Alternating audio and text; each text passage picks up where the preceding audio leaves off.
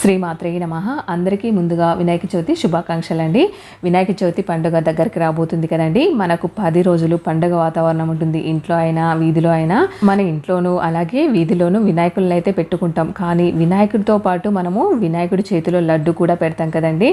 ఎంతమందికి తెలుసండి వినాయకుడి చేతిలో లడ్డు ఎందుకు పెడతారో? అందరూ అనుకుంటారు స్వామికి ఇష్టం కదా అందుకే పెడతారు అని అనుకుంటారు. కాకపోతే అది కాదండి కారణము. మనందరికీ తెలుసు కదండి, పార్వతీ పరమేశ్వరుల తనయుడే మనకు వినాయకుడు. అలాగే కార్తికేయుడు కూడా మనకు వారి కుమారుడే కదండి.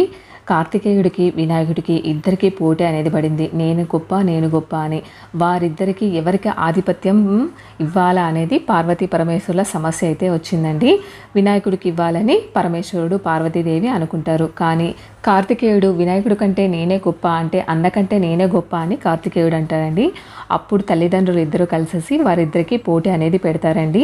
ఆ పోటీ ఏమిటంటే ప్రపంచాన్ని 3 సార్లు ఎవరు ప్రదర్శన చేసి మా దగ్గరకు వస్తారో వారే గెలిచినట్టు అని పార్వతీ పరమేశ్వరులు ఇద్దరు చెబుతారండి.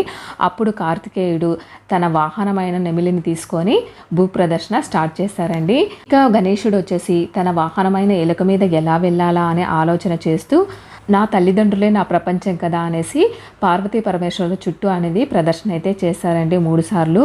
వినాయకుడు తెలివికి జ్ఞానానికి మెచ్చిన పార్వతీ పరమేశ్వరులు వినాయకుడికి లడ్డు ప్రసాదం అనేది ఇస్తారండి. అప్పటి నుంచి వినాయకుడికి లడ్డు ప్రసాదం అంటే చాలా ఇష్టమైంది. అప్పటి నుంచి స్వామివారికి ఇష్టమైన నైవేద్యం ఏమిటి అంటే లడ్డు అని చెబుతారు. అందుకనే నవరాత్రుల్లో వినాయకుడి చేతిలో లడ్డు పెడతామండి. అలా లడ్డు పెట్టిన ఆ లడ్డూను మనం ప్రసాదంగా స్వీకరిస్తే స్వామి అనుగ్రహం మన మీద ఉంటుందని చాలామంది లక్షలలో పెట్టేసి స్వామివారి లడ్డు ప్రసాదాన్ని కొంటూ ఉంటారండి. ఇదండి స్టోరీ. ఇలాంటి మంచి మంచి ఇన్ఫర్మేషన్ కోసం మన ఛానల్ని ఫాలో అవ్వండి. శ్రీమాత్రే నమః.